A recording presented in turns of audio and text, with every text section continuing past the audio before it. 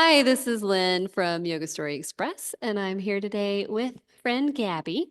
Gabby and I are leading the Dry January challenge here at the studio. And I'm just going to have a quick little interview with her to talk about sobriety. Gabby, welcome to the podcast. Hello, Lynn. Thank you for having me. It's super nice to be here in the studio on the floor. So, Gabby, how long have you been sober now? Um, I think I'm coming up on my third, yes, on Christmas morning, that will make 3 years. Wow. So, got sober on Christmas morning. Yeah, it was my last drink. I did a yoga class and we all celebrated with some mimosas and I had like a few sips of it. And at that point, I was already going through a lot of questions with my relationship with drinking and relationships with people and how I socialized, and I had quit bartending and whatnot. And so yoga was fairly new to me at that point. And I remember feeling super weird having alcohol in a yoga studio because they felt so separate to me because yoga was so new. Well, no, like not in a shameful way at all, but like to me, like they were just so like yoga was my light. Like that was my shining light. It was so foreign to me. And I just was like very much like almost like, love and light, like that type of thing. That's how I saw it. And so when I had kind of had the association of having alcohol after a class and I had experienced that awareness and that presence and the breath that I had in a hot power flow on Christmas morning, and I was alone that day. So like that was really my community that I was getting. And I had a few sips and I just remember feeling like, oh my God, I hate this. Like I felt like that in that moment within those first like sips, that like the awareness was ripped out from under me. Like that presence was immediately different. And I was like, oh my gosh. And so the ability to have it so clearly black and white before me, that was the last drink that I had It had. was like a little light bulb moment for you. And it's a good call out too, because I've actually moved away from providing a lot of alcohol here at events. And we have one of our students who owns a company called Foy, Foy. Check it out, Caroline Stelt. It's de-alcoholized wine. So it's wine that's made the traditional way, and then you have the alcohol removed from it. And so I've been providing that instead, so that you get the taste of alcohol without the separate effects of it. Because sometimes it's not like, oh, I just drink and I hate the taste. Like a lot of it is also about the experience of like the flavors and the social aspect. I And like, love a glass of red wine. It's just that it unfortunately usually turns into a bottle of red wine. right. And as an old bartender, I can certainly relate to being super functioning and like it being so normalized to be in social settings. But in the back of my brain, I felt like I was slowly just like dying and disconnecting from the people, even though I was constantly surrounded by so much life and, people and energy and music and whatever it was. I actually felt more disconnected than ever because I was drowning out everything and I felt like everything was so superficial and nothing was really like connected or deep. And I didn't really feel like anyone truly saw me. Well, again, that's a really good point because it feels like our society, maybe not so, I feel like it's some of our society is moving away from alcohol consumption to more non-alcohol based celebrations, but we're still very, very heavily focused on social settings and alcohol. Consumerism too, because we have like these fun little reels on TikTok and Instagram where it's like, oh, I just went to go grab a glass of wine, and they pull out this like 5-gallon fillable wine glass. It's like, of course it's a joke, but like we're normalizing it so much that like that's funny, but it's not. Like there's so many functioning alcoholics. Like, why are we normalizing that? Yes. I was very much like almost no one knew that I was drunk most of my days. I was very drunk all the time and no one really knew. And I was functioning, I worked 2-3 jobs. I never stopped. Like it's not like I was just bumming. I had a life. I had responsibilities and Right. bills. You weren't just sitting in bed all day long. And I think that's also a good point to make about the term alcoholic, because it's a sort of a self-diagnosed term to an extent. That's if your consumption of alcohol impacts your daily activities. However, that's not true for everybody because you were still functioning. So you're a high functioning alcoholic. I was still functioning. I wasn't drinking all day long, but I had to have a drink or 3 or 4 every single day. And it was not hard alcohol, it was beer and wine. So to me, that's a problem. There's plenty of people out there. I know there's might be several of you like sitting here listening to us thinking, well, I can have just 1 glass on the weekends and I'm fine. It's great. Like, not everybody has a relationship with alcohol that they need to examine. But if you feel like, for example, if you're in a social setting and the only thing that's bonding you to the other people in that social setting is alcohol, you may want to examine your relationship with alcohol and with those people. And that's exactly what it was for me, because I was bartending and I had really gotten to a crossroads where I was at a point where I had to choose if I was going to live or die, because I wasn't taking care of my body anymore. And so I had quit my jobs, and that's when I had started going through like withdrawals on my own. And like, again, no one really knew, so I wasn't going to check myself into rehab, although I really should. Instead, she did a yoga teacher training. Yeah, instead I found a yoga story while I was going through withdrawals. And no, actually I found you guys a few months after that, because I really couldn't leave my apartment. But once I had gone through that and I was like sorting out what I was going to do, I realized that I really had no connection with the people that I had thought were my friends all these years. And really, they liked to drink with me and I liked to drink with them. And it's not to say that, we didn't care for each other for some capacity, but in all reality, a lot of these people were never going to have my back when it came down to it. It's a very superficial type of connection. And I know I recently got off most of social media. I kept Facebook because you can then schedule your social media through Facebook. But that I'm at an age where I'm really searching for deep connection and relationship with people and not superficial ones. Because when your relationships are superficial, so through booze and alcohol or through whatever real surface sort of connection, you can have a 50 million of them. You can have a ton of friends that are very superficial connections. It's going to be draining to your energy. They're not going to be people who are going to have your back when you really need it. When you have really, really deep connections, you're going to have fewer of them. And so as I get older, I find myself having fewer best friends. More space to just be with yourself. And they're not draining my energy. I truly feel loved and cared for. And I'm not searching for those things through alcohol and these more surface level connections, because you'll search for it. First of all, it's in yourself, but then when you find it in yourself, for me, it was getting sober and finally like regulating my nervous system, which ended up in a whole host of other things happening in my life. But now my nervous system's regulated. I found deep connection within myself and within relationships, and my life is completely different for the better. Absolutely. And I feel like when you slow down and take a moment to actually sit with your stuff, you have the ability to see like, okay, how am I coping with things? And how long has this been going on? Like, when I did stop and start to reflect on my habits and my drinking, I was able to look at the fact that this wasn't a recent thing for me at all. I had actually been drinking since I was a teenager, a young teenager. I started partying at like 13 very actively. And it became so normal for me. And I had grown up in small town Maine, where there were two-parent households with, incomes and lots of material items. And it's small town, so everyone knows your business, and it's judgmental and it's drama.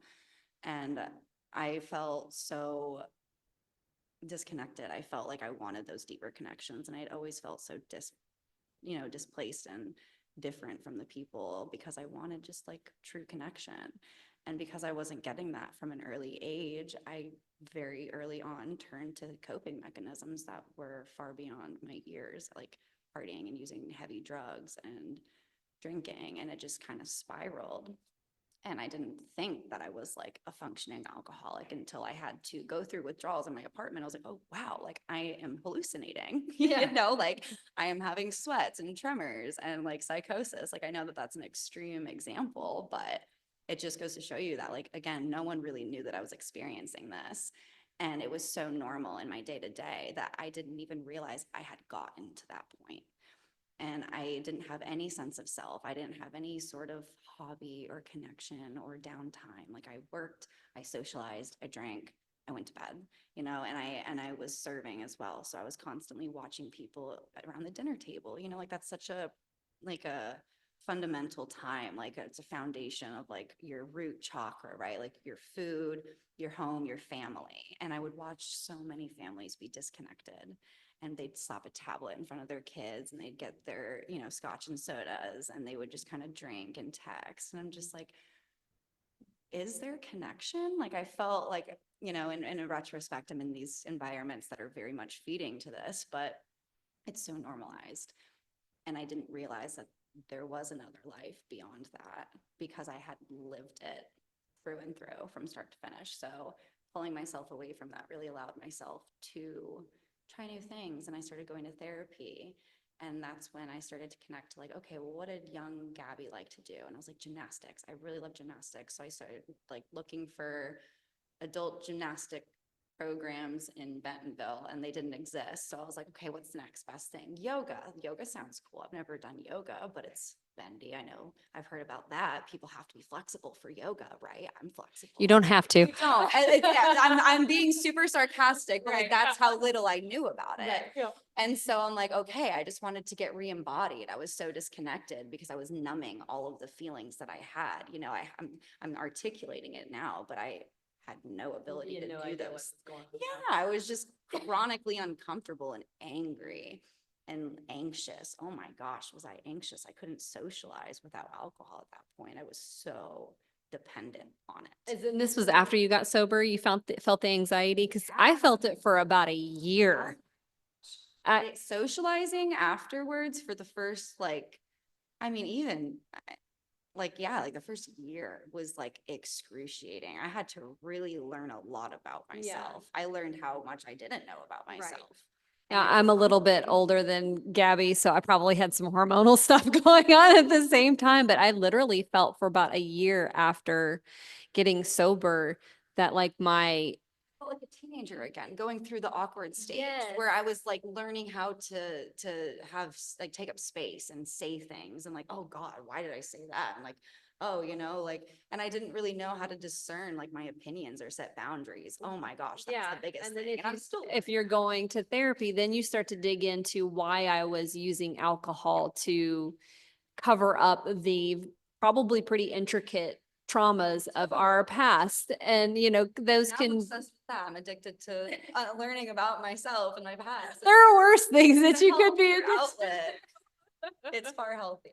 right? And it's healing because it promotes change. And when there's change, we can grow. Like when we're not growing, we're stagnant, we die. You die. Yeah. If you're not growing, if you're not reflecting, you know, that's why you see like the older people who are like, oh, back in my day, there's a lot of value to reflection. You learn a lot. Yes. And you learn from your mistakes and you don't make them again, hopefully. And if you do, then you learn again. Yeah, that's right. And that's one of the reasons why I like the book that we're using for this Dry January challenge. It's called The Alcohol Experiment, and it's by Annie Grace. She's written two books, This Naked Mind and The Alcohol Experiment. The Alcohol Experiment is pretty much This Naked Mind, but in a 30-day format. And I like how she approaches it because she is very educational and takes a lot of the shame and guilt out of it. Because I think it's very easy for those of us who used alcohol for a long time. For me, since 19 until age, I got sober in COVID. So good 40, 2020, I was 40. So almost 20 years of drinking minus short periods of time when I was pregnant and breastfeeding. And that's a long time to have a toxin in your body. And it's a toxin. Several people can have a good relationship with alcohol and it not be as severe, but a toxin in your body does things to your body long term. It is a carcinogen. But the toxin in your body, we can kind of talk about like what it does to your digestion, your mood, your stress, your blood pressure. I mean, it seriously alters the entire chemistry of your body because your body is constantly focused on filtering out these toxins that are not necessary in our body. Right. And as a nutrition coach, I tell people, that we have macros, which are things that you use for energy in your body, protein, carbs, and fat. But if you're drinking, your body has to filter, it's your fourth macro. Your body has to filter out alcohol before anything else gets You burned. wake up in the middle of the night because your blood sugar is going up and down because it's processing all of that excess glucose and sugar and all of the carbohydrates that come with alcohol. And So that's because why you it's wake up with the sweats or you're like Yep. peeing at like 3 or 4 in the morning. And according to Ayurveda, because now other I'm an- healthy addiction. yeah, my new healthy addiction is studying Ayurveda, which is an ancient lifestyle and medicine from India. And the organs each have a time on the clock. So it's a 24-hour clock, and the liver time is 3 a.m. Yep. And so that's definitely a very common time. Yeah. 3 a.m. all the time. And your body's always searching for homeostasis. What's that doing to your stress, your life, your diet? Terrible. Yeah. I was on sleep pills. Like I was on trazodone to try to sleep Oh my because God, I was couldn't taking sleep. more shots when I got home. I'm like, all right, let's black out now, baby. Let's do it. It's the only way we're going to be able to sleep. But your body is constantly searching for balance, for homeostasis. And alcohol is a depressant. So it doesn't really relax you, though, in the way you think a depressant would, because your body signals to your brain, hey, this person has ingested something that is now causing us to go into this state of depressed state, kick up the adrenaline. So that's why you lose your buzz and you need another drink to go back to that relaxed state. And it becomes this cycle of highs and lows and highs and lows. And your body is there stuck in the center trying to be constantly regulated. And it can't be when you're applying these larger, we'll just say larger quantities of a toxin to your system. And like for what?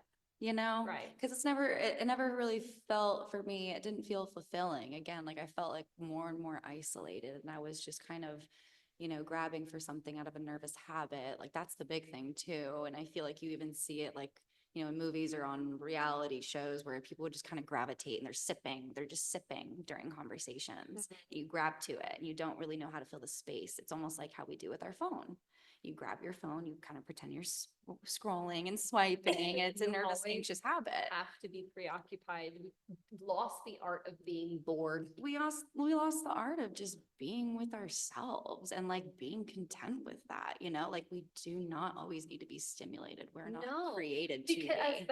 And speaking of created, if you are not allowing yourself to be bored, if you're always filling space and time with something, whether it be alcohol or social media or whatever, then you don't have the space to be creative. You don't have the space to make art, in whatever form. I always tell people make art, even bad art, especially bad art, because we need to make art. System is constantly processing. Even if you don't think that you are indirectly processing everything. So you walk through New York City and all those lights and all of the sounds, and you are an energetic sensory being, and we have to process in order to digest and assimilate. Right. Whether that be food nutrients or external environmental factors, like we need to process. And if we're not processing, it gets lodged in our hips, in our fascia, and then our nervous system. We feel stressed and we get high blood sugar, our thyroid slows down or it speeds up. It all plays a role. And so rather than just, stuffing it down with the bottle and, getting risk of DUIs and upping my Uber bill because I'm constantly needing. And alcohol's expensive. Those drinks are really expensive. And I played the game where I was like, okay, let me just try to socially drink. And so that while I was going through withdrawals, it was also easier for me to kind of lean off in that way where I was socially drinking. And I felt so bored. Once I had started reading about things that made me feel again, because I was at the point where I hadn't cried in like years and years and years. And I would brag about it. I thought I wore it like an award. Yeah. And like once I had kind of started to connect that part of myself, I had no interest. And in no way am I shaming, because I've been there. Right. In no way am I shaming. I'm just, once I had that veil lift, I couldn't put it back down. Right. And don't get me wrong, especially over the past year of my life. I have gone through an unhealthy relationship, a motorcycle accident, and then Hurricane Helene took out my city, and I had to uproot my life and move across the country again. Which we're grateful for. Yeah, I'm Not for the the bad things, but grateful that she ended up back here. I'm grateful to be here, but like the circumstances that brought me here were certainly incredibly stressful, and I'm still experiencing them and processing them on a very regular and daily basis. As opposed to numbing them, though. I don't want to like I would never lie and say that I don't think about drinking, because I certainly do, and I also am able to acknowledge I've had so much space from it that I can easily laugh about it and say, well, Gabby, you're just trying to cope, like, no, Gabby, because you know where that's going to lead you. And I talk to myself, I talk myself through it. Okay, well, what would that really look like? Like, what would that really look like? I've been there, I've experienced it, and I know that it's not going to help me process, and it's going to set me back. It's not putting me towards the life that I'm really trying to cultivate. It's going to take me backwards.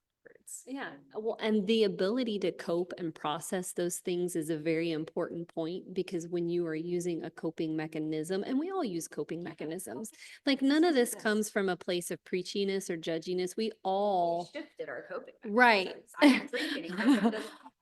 Right, exactly. But when we allow ourselves to process hard things that we've been through, traumatic things that we've been through, and we're not numbing it, or drinking to just basically be like, oh my God, I've had such a horrible day, week, month, year, whatever. So I'm just going to drown it in a bottle of alcohol.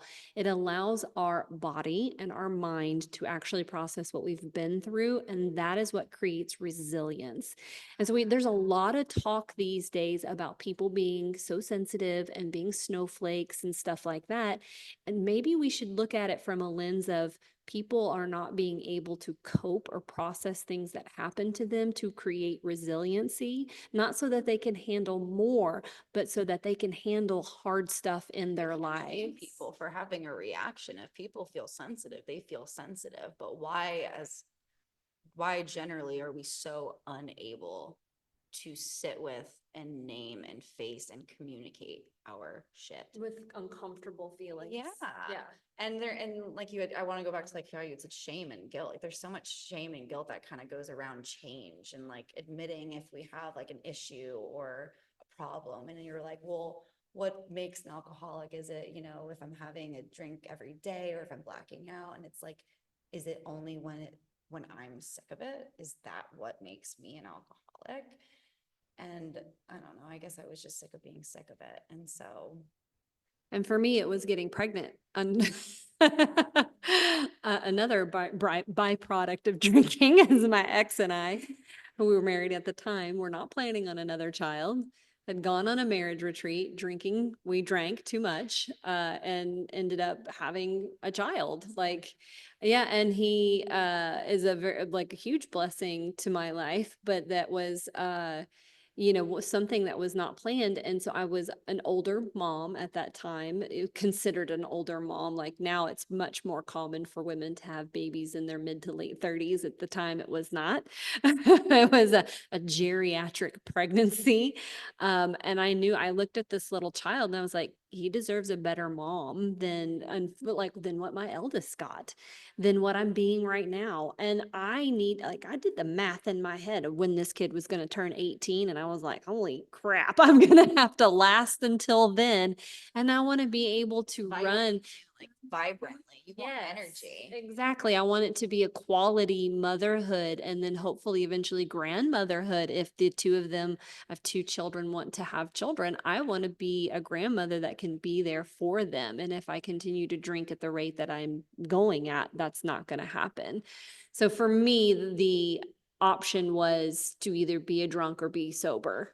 Space from it, you have the opportunity to realize dreams that you otherwise shut out. And like what I had learned through my yoga training, actually, because this wasn't something that just happened once I stopped drinking. It was a progression of healing and doing the work. But I had learned a lot of like my anger and emotions I wasn't looking at stemmed from that. I always believed and felt like I was never capable or going to have the opportunity to have a family. Mm-hmm. And I resented seeing these people while I was serving them through a tablet. And I had so much resentment and anger. And once I had the space, I was able to look, I was like, oh, wait, I want these things. I thought I hated kids. Now I'm out here teaching kids yoga. And I have the space to acknowledge that it's like, okay, well, I just need to cultivate these practices that allow me to live the life that I want rather than like just shame myself for having feelings or dreams. And if they don't happen, like that's okay. Life's not perfect. And being unattached to expectations, I think, is another big thing. And you had said snowflake and being sensitive and lack of resilience. And if I think back to myself when I was drinking, I was not resilient. Like I sure I was in my own sense, but like I wasn't resilient because I wasn't dealing with anything. I'd been through so much, and sure, I'm so strong. I'm here. I should have been, I could have been done it a million times over, and I probably should have been, but I wasn't. And so in a sense, that's resilient, but I wasn't resilient for myself. I wasn't facing my shit, and I wasn't doing the work for me. And that's really what it's all about. It's not for anyone else. It's for me. Yeah, and that's the whole point of this challenge that we're kicking off January 1st here in the studio is for you to discover something about yourself. If you have curiosity of what your life would look like without alcohol, if you're curious as to whether or not, I want to say addiction, because this is not the place for serious addicts that need serious intervention. This is, mm-hmm, Habits, how yeah. you spend your time, you connect with yourself, your loved ones, and how you harness and nurture your relationships. Yeah.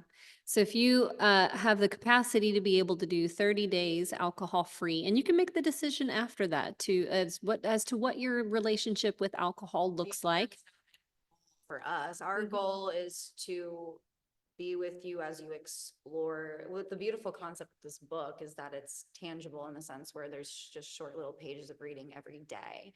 And if you miss a couple days, sure, you can catch up. Like there's Pretty no easily, harm. Yeah, it's like a couple of little blurbs, a couple days or maybe a few pages longer. But there's also a book or the version of the book that has journaling at the end of each chapter. And it's such a beautiful opportunity for us to at least just reflect and acknowledge our relationship to it. You might see like, hey, I'm doing pretty good, like Yeah. I have a healthy relationship, or hey, this is somewhere I can improve.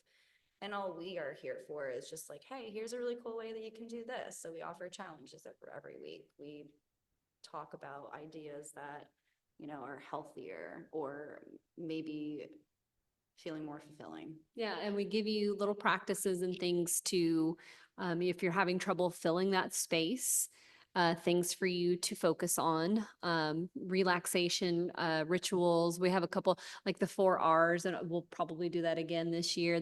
For you to be able to focus on having a more mindful way to cope with the things that life throw at us, as opposed to just automatically reaching for alcohol. So You said it. Keyword is just mindful. We're just incorporating mindfulness.